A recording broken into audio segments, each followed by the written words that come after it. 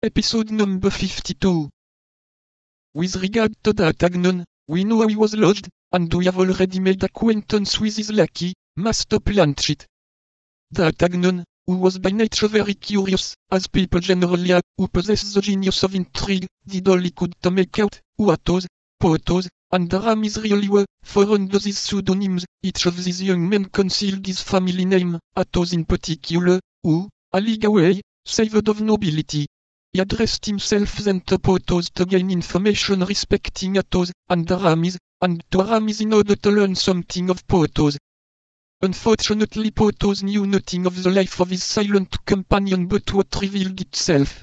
It was said Athos had met with great crosses in love, and that a frightful treachery had forever poisoned the life of this gallant man. What could this treachery be? All the world was ignorant of it. As to Porthos, except his real name, as was the case with those of his two comrades, his life was very easily known. Vain and indiscreet, it was as easy to see through him as through a crystal. The only thing to mislead the investigator would have been belief in all the good things he said of himself. With respect to Aramis, though having the air of having nothing secret about him, he was a young fellow made up of mysteries, answering little to questions put to him about others, and having learned from him the report which prevailed concerning the success of the Musketeer with a princess, wished to gain a little insight into the amorous adventures of his interlocutor. "And you, my dear companion," said he, "you speak of the baronesses, countesses, and princesses of others." "Pardieu!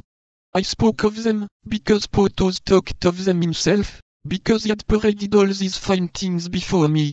But be assured, my dear Monsieur D'Artagnan, that if I had obtained them from any other source, or if they had been confided to me, there exists no confessor more discreet than myself."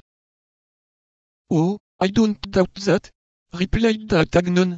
"But it seems to me that you are tolerably familiar with coats of arms, a certain embroidered handkerchief, for instance, to which I owe the honor of your acquaintance."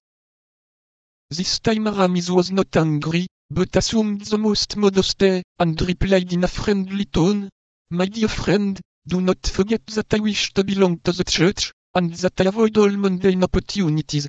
The handkerchief you saw had not been given to me, but it had been forgotten and left at my house by one of my friends.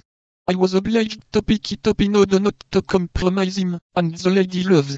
As for myself, I neither have, nor desire to have, a mistress, following in that respect the very judicious example of Athos, who has none any more than I have." "But what the devil? You are not a priest, you are a musketeer." "A musketeer for a time, my friend, as the cardinal says, a musketeer against my will, but a churchman at that, believe me.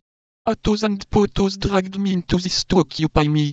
I had, at the moment of being ordained, a little difficulty with, but that would not interest you, and I am taking up your valuable time."